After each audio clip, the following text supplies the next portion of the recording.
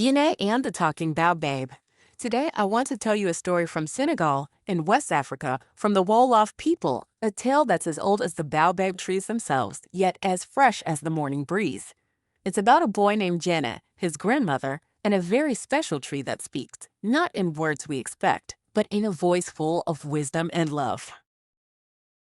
Yana was a lively boy, about 10 years old, with a curious mind and a stubborn heart.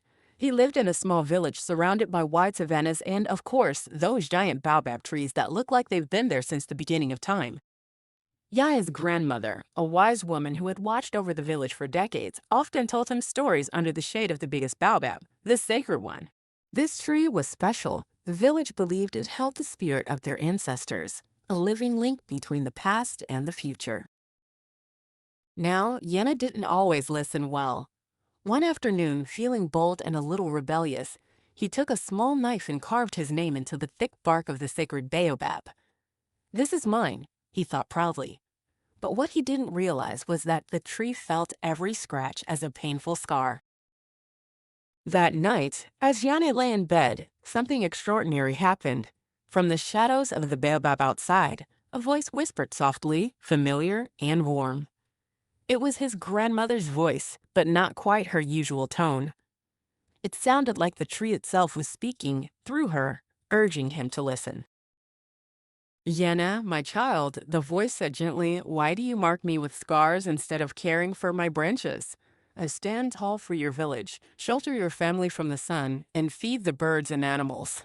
I am old, yes, but I need your respect and care. Will you help me heal?"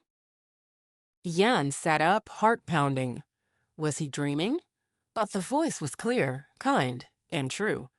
He remembered all the stories his grandmother told, the ones about respect for elders and for nature, about how everything in the village, from the smallest ant to the tallest baobab, was connected like a family. The next morning, Yanni didn't run off to play. Instead, he gathered his friends and neighbors. "We need to clean around the baobab," he said, "and take care of it. It took care of us for many years."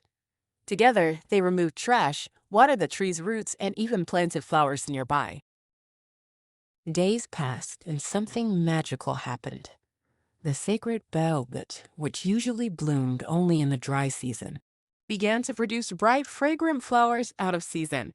The village saw this as a sign that when we respect and restore what we harm, the world responds with kindness. Yanil learned an important lesson that stayed with him forever. Respect isn't just about words, it's about actions. When we hurt our elders, our nature, or our home, we must find a way to make things right. That's how trust grows and life blooms again. Now, before we finish, here's a little activity you can do at home. Take a piece of paper and draw a leaf, your own promise leaf. On it, write or draw how you will take care of a plant, a tree, or even your family. Then tape that leaf onto a houseplant or something green you want to protect. Whenever you see it, remember Yanni and the Baobab's lesson. Care brings life. Care brings respect.